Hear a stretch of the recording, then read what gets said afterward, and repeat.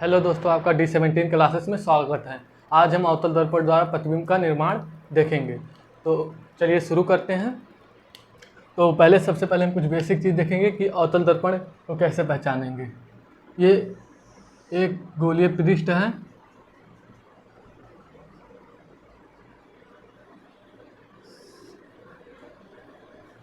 जब उभरे हुए भाग पर पॉलिश किया हो और जो इसका दबा हुआ भाग है वह परावर्तक तल हो तो यह अवतल दर्पण होगा। कौन सा दर्पण होगा? अवतल दर्पण। उभरे हुए तल पर अगर पॉलिश किया हुआ है और जो इसका दबा हुआ तल है इस पर यह परावर्तक तल की तरह कार्य कर रहा है तो यह आपका अवतल दर्पण होगा। ये तो बेसिक चीज़ थी। चलिए आगे बढ़ते हैं। अवतल दर्पण पे ये मुख्य अक्ष है और ये आपका सेंटर है, केंद्र, और यहाँ पर फोकस हमेशा केंद्र का आधा होता है और ये आपका पोल है जिसे ध्रुव बोलते हैं। ये कुछ बेसिक चीज़ थी। अब गोलीय दर्पण में प्रतिबिंब बनने का कुछ नियम है, पहले उससे देख लेते हैं।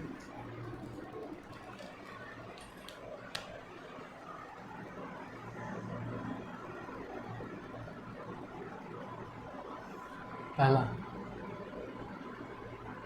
ये सेंटर आपका, ये फोकस, ये पोल मतलब ध्रुव।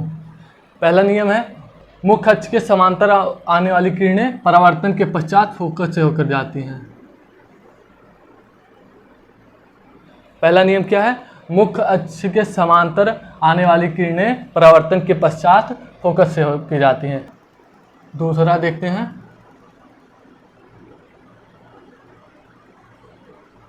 आपका सेंटर, फोकस, एक केंद्र। दूसरा क्या है? फोकस से होकर जाने वाली किरणें परावर्तन के पश्चात मुख्य अक्ष के समांतर हो जाती हैं। दूसरा नियम क्या है? फोकस से होकर जाने वाली किरणें परावर्तन के पश्चात मुख्य अक्ष के समांतर हो जाती हैं। अब तीसरा देखते हैं।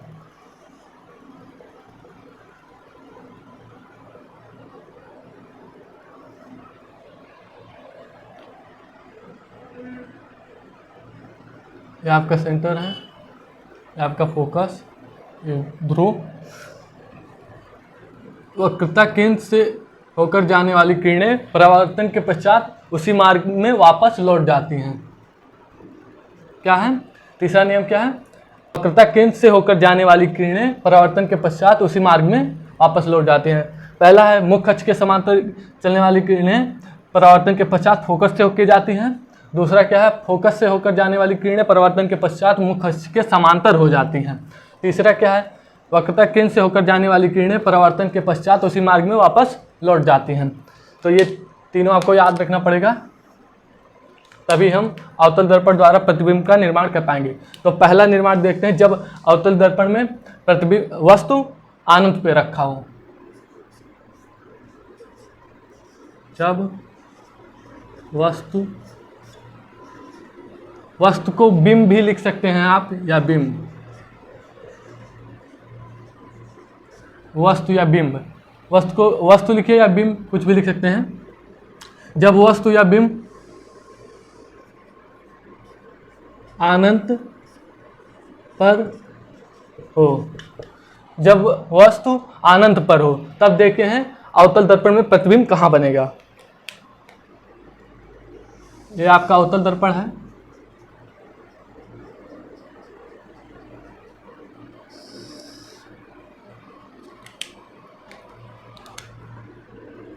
ये आपका सेंटर, ये फोकस, ये आपका ध्रुव। फोकस हमेशा वक्रता केंद्र का आधा होता है। देखिए, अगर वस्तु अनंत पे रखा है तो किरणें कैसे आएंगी? समांतर आएंगी। अगर वस्तु अनंत पर रखा है तो किरणें कैसी आएंगी? समांतर आएंगी। तो मान लीजिए वस्तु अनंत पर है तो मुख्य अक्ष के समांतर आने वाली किरणें कहाँ से होकर जाती है? हमने अभी बताया था, मुख्य अक्ष के समांतर आने वाली किरणें परावर्तन के पश्चात फोकस से होकर जाती हैं। तो फोकस से होकर गई। देखिए, प्रतिबिंब बनने के लिए आपको कम से कम 2 किरणें जरूरी चाहिए। मतलब जब 2 किरणें आपस में जहाँ काटेंगी तो वहीं प्रतिबिंब का निर्माण होगा। मुख्य अक्ष के समांतर आने वाली किरणें परावर्तन के पश्चात फोकस से होकर जाती हैं। तो आपका यही इसी बिंदु पे काटा। देखिए, आपको अगर प्रतिबिंब का निर्माण कराना है तो कम से कम आपको 2 किरणें की आवश्यकता होगी, और 2 किरणें जहाँ काटेंगी वहाँ आपका प्रतिबिंब का निर्माण होगा।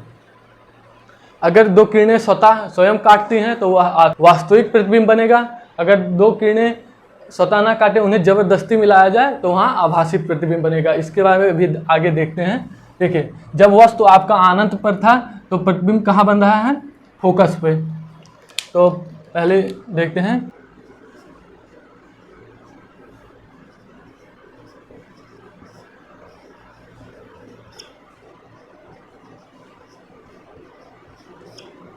प्रतिबिंब की स्थिति क्या है? जब वस्तु को अनंत पर रखा गया है तो प्रतिबिंब कहाँ बन रहा है? फोकस पर। तो प्रतिबिंब की स्थिति क्या है? फोकस पर।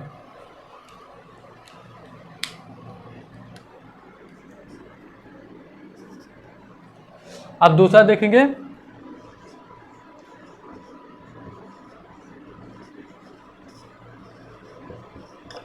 प्रतिबिंब की साइज या आकार कह सकते हैं आप। प्रतिबिंब का आकार कैसा है? बिंदु आकार का कह सकते हैं।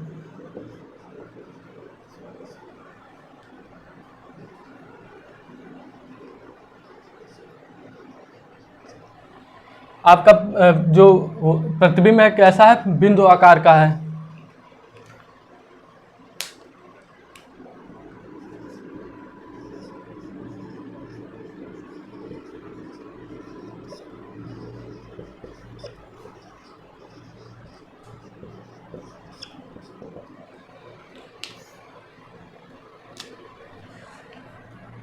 जब वस्तु को अनंत पे रखे हैं तब प्रतिबिंब कहाँ प्राप्त हो रहा है? फोकस पे।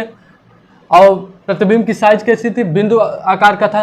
अब प्रतिबिंब की प्रकृति, प्रतिबिंब कैसा बन रहा है? हमने बताया था जब 2 किरणें स्वतः काटे, मतलब स्वयं काटे, तो प्रतिबिंब आपका वास्तविक होगा। तो प्रतिबिंब की प्रकृति कैसी है? वास्तविक है। ठीक है ना। अब प्रतिबिंब उल्टा बन रहा है कि सीधा, ये देखेंगे। मान लीजिए आपका ये एक किरण था, परावर्तन के पश्चात नीचे हो गया। आपका मान लीजिए बी किरण था, तो परिवर्तन के पश्चात ऊपर हो गया। तो इसका मतलब क्या? जो ऊपर वाली किरण थी वो नीचे हो गई और नीचे वाली किरण ऊपर। तो इसका मतलब आपका प्रतिबिंब कैसा बन रहा है? उल्टा।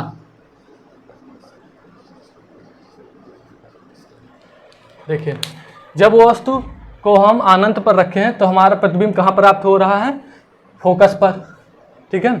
अब प्रतिबिंब की साइज कैसे है? बिंदु आकार का है। देखिए, बिंदु साइज का है। अब प्रतिबिंब की प्रकृति कैसी है? वास्तविक। देखिए, जब 2 किरणें आपस में स्वतः काटें, देखिए ये स्वयं काट रही हैं, हमने जबरदस्ती कुछ नहीं किया, स्वतः काट रही हैं, तो क्या हुआ? वास्तविक प्रतिबिंब बनेगा। और उल्टा है ना, देखिए जो एक किरण थी वो नीचे चली गई और बी किरण ऊपर चली गई, तो कैसा प्रतिबिंब बन रहा है? उल्टा प्रतिबिंब बन रहा है। तो चलिए अगला देखते हैं।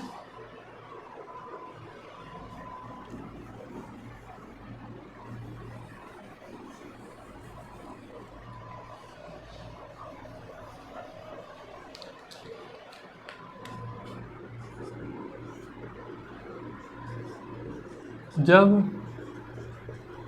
वस्तु अनंत व वक्रता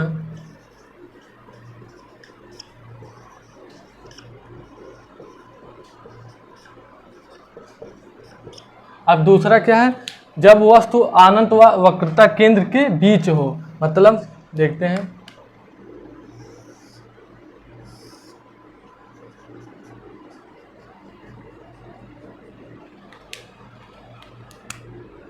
ये आपका सी, ये फोकस, ये पोल। ठीक है ना। क्या कह रहा है? आपका वस्तु अनंत व वक्रता केंद्र के मध्य है। तो वक्रता केंद्र यहाँ है, अनंत इस साइड पड़ेगा, तो आपका इसी के मध्य है। प्रतिबिंब है कौन सा? ए बी मान लीजिए। ठीक है ना। तो हमने क्या बताया था? मुख्य अक्ष के समांतर चलने वाली किरणें परावर्तन के पश्चात फोकस से होकर जाती हैं। पहला नियम ये था। दूसरा नियम क्या था? फोकस से होकर जाने वाली किरणें परावर्तन के पश्चात मुख्य अक्ष के समांतर हो जाती हैं। क्या हो जाती हैं? मुख्य अक्ष के समांतर हो जाती हैं। क्या बना? ए डैश बी डैश। देखिए, जब वस्तु को अनंत व वक्रता केंद्र के मध्य रखे हैं तो हमारा प्रतिबिंब कहाँ प्राप्त हो रहा है? वक्रता केंद्र और फोकस के मध्य। प्रतिबिंब कहाँ प्राप्त हो रहा है? मतलब प्रतिबिंब की स्थिति क्या है? वक्रता केंद्र व फोकस के बीच। हमारा जब वस्तु अनंत व वक्रता केंद्र के बीच हो तब हमारा प्रतिबिंब कहाँ प्राप्त हो रहा है? ए डैश बी डैश कहाँ प्राप्त हो रहा है? वक्रता केंद्र तथा फोकस के मध्य। अब प्रतिबिंब की साइज क्या है? प्रतिबिंब की साइज क्या है? वस्तु से छोटा है। देखिए, वस्तु से कुछ छोटा है, मतलब वस्तु से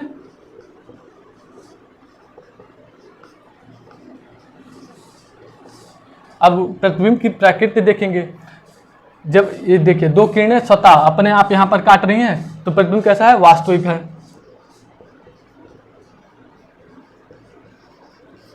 अब देखिए, ये प्रतिबिंब ऊपर बन रहा था सीधा, और नीचे कैसा बन रहा है? नीचे बन रहा है, मतलब ये उल्टा बन रहा है तथा उल्टा। प्रतिबिंब की प्रकृति कैसी है? वास्तविक तथा उल्टा। चलिए अब अगला देखते हैं।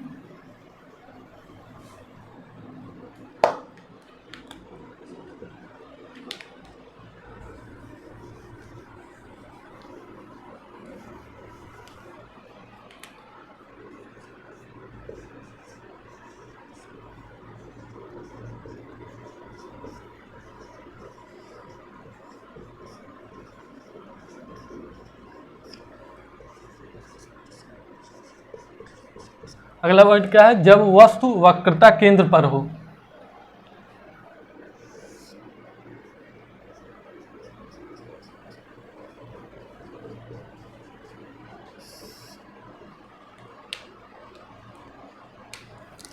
ये आपका सेंटर वक्रता केंद्र, ये आपका फोकस, ये आपका ध्रुव। ठीक है, क्या हमने कहा? जब वस्तु आपका वक्रता केंद्र पर हो।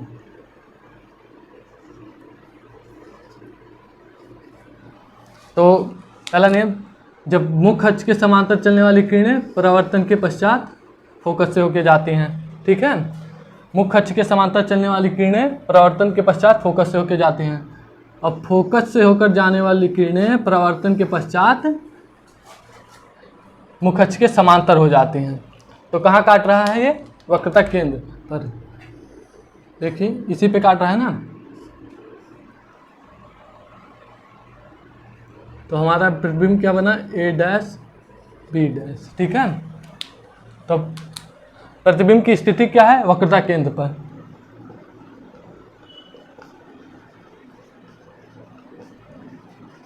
जब हम वस्तु को वक्रता केंद्र पर रखते हैं तब कहाँ प्रतिबिंब बनता है? वक्रता केंद्र पर बनता है। जब हम वस्तु को वक्रता केंद्र पर रखेंगे तो हमारा प्रतिबिंब भी वक्रता केंद्र पर ही प्राप्त होगा। अब प्रतिबिंब की साइज क्या है? वस्तु के बराबर है। देखिए, जितने साइज का ये है उतने साइज का हमारा प्रतिबिंब भी प्राप्त हुआ है। तो प्रतिबिंब की साइज वस्तु के बराबर। प्रतिबिंब की प्रकृति देखते हैं, वास्तविक है, क्योंकि दो किरणें स्वतः काट रही हैं, स्वयं काट रही हैं या मिल रही हैं, तो वास्तविक।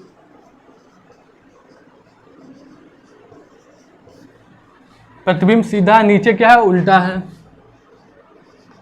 तथा उल्टा। तो चलिए अगला पॉइंट देखते हैं।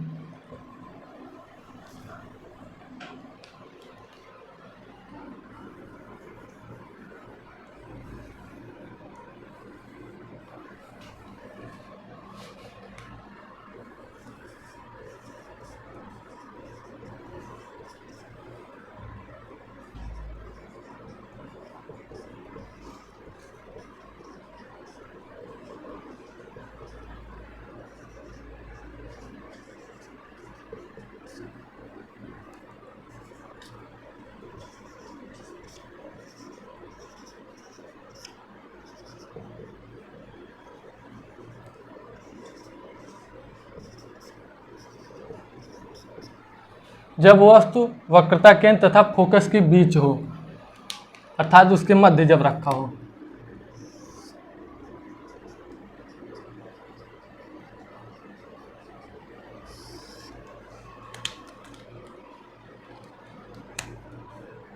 ये आपका सेंटर है वक्रता केंद्र, ये आपका फोकस एफ, ये आपका ध्रुव पोल। ठीक है, हमने क्या कहा, जब वस्तु वक्रता केंद्र तथा फोकस के बीच हो, तो वक्रता केंद्र ये, फोकस ये, तो इसके बीच वस्तु को रखिए ए बी। ठीक है, अब नियम लगाइए, मुख्य अक्ष के समांतर, देखिए यहाँ वस्तु है तो इसके समांतर चलने वाली किरणें फोकस परावर्तन के पश्चात फोकस से होकर जाएंगी। मुख्य अक्ष के समांतर चलने वाली किरणें परावर्तन के पश्चात फोकस से होकर जाएंगी। ठीक है, अगला क्या है, फोकस से होकर जाने वाली किरणें परावर्तन के पश्चात मुख्य अक्ष के समांतर हो जाती हैं। देखिए पहला क्या है, मुख्य अक्ष के समांतर चलने वाली किरणें परावर्तन के पश्चात फोकस से होकर जाती हैं। फोकस से होकर जाने वाली किरणें परावर्तन के पश्चात मुख्य अक्ष के समांतर हो जाती हैं। तो ये दोनों कहाँ काट रहे हैं, यहाँ पर, तो प्रतिबिंब कहाँ बनेगा,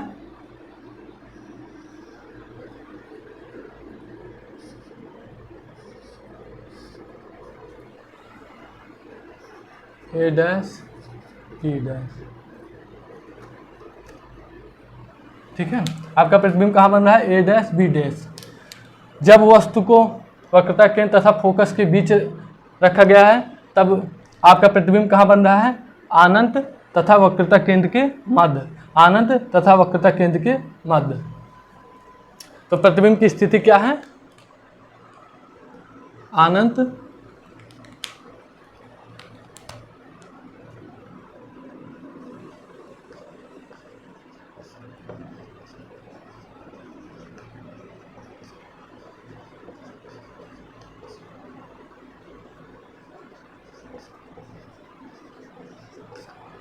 प्रतिबिंब की स्थिति क्या है, अनंत व वक्रता केंद्र के मध्य। मतलब आपका जब वस्तु जब वक्रता केंद्र व फोकस के मध्य रखा है, तो आपका प्रतिबिंब कहाँ बन रहा है, वक्रता केंद्र तथा अनंत के मध्य।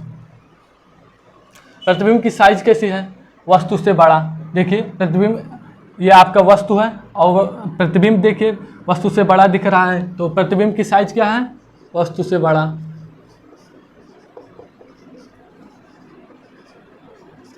प्रतिबिंब की प्रकृति देखिए, दो किरणें स्वतः काट रही हैं, आपस में मिल रही हैं, स्वयं मिल रही हैं, तो वास्तविक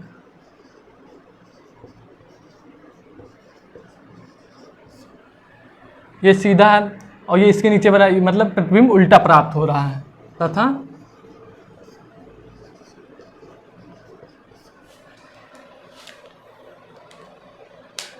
जब वस्तु वक्रता केंद्र तथा फोकस के बीच रखा है, तो हमारा प्रतिबिंब की स्थिति कहाँ प्राप्त हो रही है, अनंत व वक्रता केंद्र के मध्य। प्रतिबिंब की साइज क्या है, वस्तु से बड़ा है और प्रतिबिंब की प्रकृति वास्तविक तथा उल्टा है। चलिए अगला देखते हैं।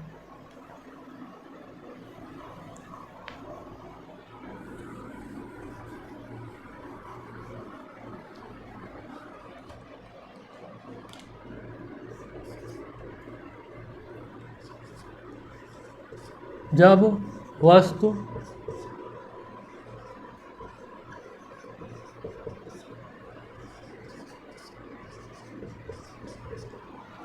वस्तु फोकस पर हो, तो चलिए देखते हैं, जब वस्तु को फोकस पर रखते हैं तो प्रतिबिंब कहाँ प्राप्त होगा,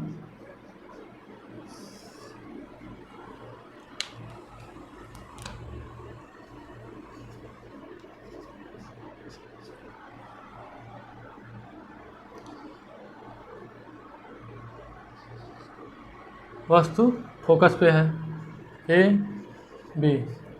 ठीक है, आपको पता है मुख्य अक्ष के समांतर चलने वाली किरणें परावर्तन के पश्चात फोकस से होकर जाती हैं। ठीक है,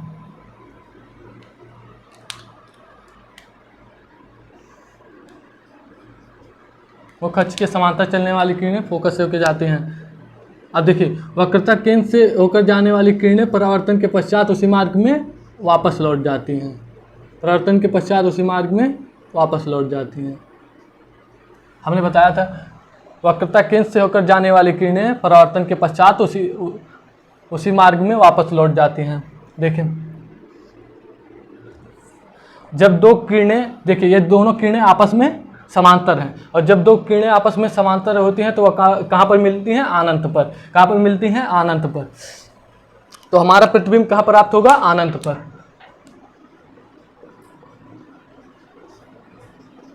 तो प्रतिबिंब की स्थिति क्या होगी? अनंत पर। ठीक है। अब प्रतिबिंब की साइज, प्रतिबिंब की जो साइज है वो अत्यंत बड़ी होगी, या कह सकते हैं अत्यधिक बड़ा, मतलब वस्तु से बहुत ज्यादा बड़ा प्राप्त होगा आपका प्रतिबिंब।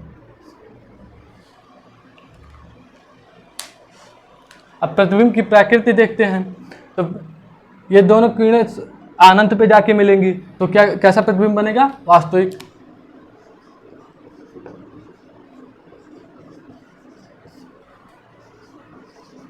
तथा नीचे प्राप्त हो रहा है तो उल्टा, वास्तविक तथा उल्टा। चलिए अगला पॉइंट देखते हैं।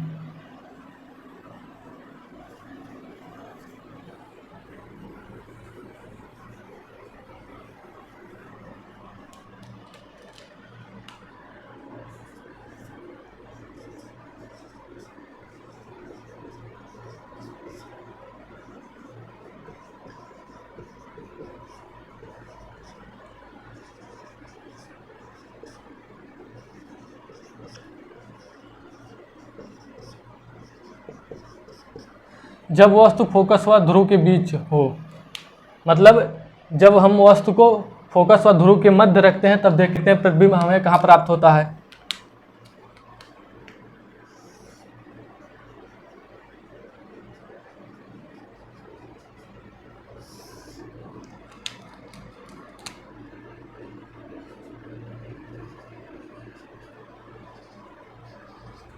ये आपका वक्ता केंद्र, ये आपका फोकस है पोल, जिसे ध्रुव बोलते हैं।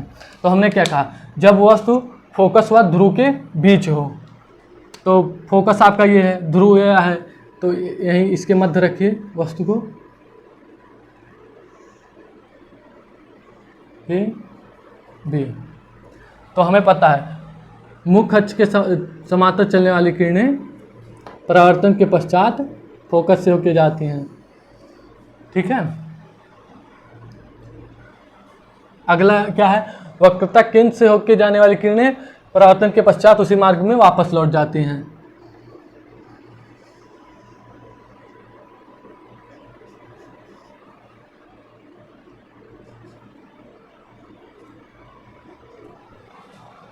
तो ये देखिए, ये दोनों किरणें समय के साथ आपस में दूर हटती जा रही है, मतलब इनके बीच दूरियां बढ़ती जा रही है। देखिए जैसे आगे आगे बढ़ेंगे इनके बीच दूरियां बढ़ती जाएंगी, तो कभी भी आपस में एक दूसरे को कभी भी नहीं काटेंगे। तो अब इन्हें क्या काटने के लिए हम क्या करेंगे? अब इन्हें हम जबरदस्ती मिलाएंगे, जिसे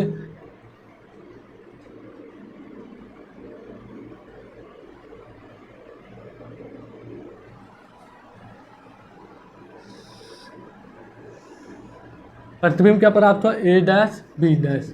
हमने क्या बताया था? जब दो किरणें आपस में स्वतः मिले तो प्रतिबिंब वास्तविक होगा। जब दो किरणें आपस में स्वतः ना मिले, उन्हें जबरदस्ती मिलाया जाए तो प्रतिबिंब कैसा होगा? आभासी होगा। तो हमें प्रतिबिंब कहाँ प्राप्त हो रहा है? देखो प्रतिबिंब की स्थिति क्या है? दर्पण के पीछे।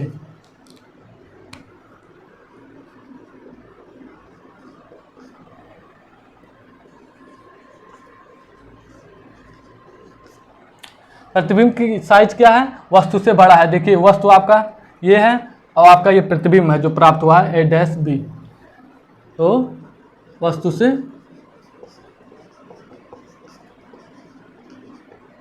बड़ा। ठीक है। अब प्रतिबिंब की प्रकृति कैसी है? हमने बताया था जब दो किरणें आपस में स्वतः काटेंगी तो प्रतिबिंब वास्तविक बनेगा, जब वह स्वतः ना काटें उन्हें जबरदस्ती मिलाया जाए तो वह प्रतिबिंब आभासी बनेगा। तो इन्हें हमने क्या डॉटेड लाइन से मिलाया है, तो ये आभासी प्रतिबिंब होगा।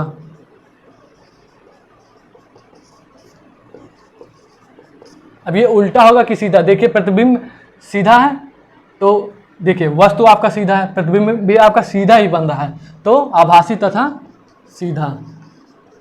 देखिए जब हम वस्तु को फोकस व ध्रुव के बीच रखते हैं तो हमारा प्रतिबिंब दर्पण के पीछे प्राप्त होता है। ठीक है, और प्रतिबिंब की साइज क्या होती है, वस्तु से बड़ा होता है। और प्रतिबिंब की प्रकृति आभासी तथा सीधा होता है।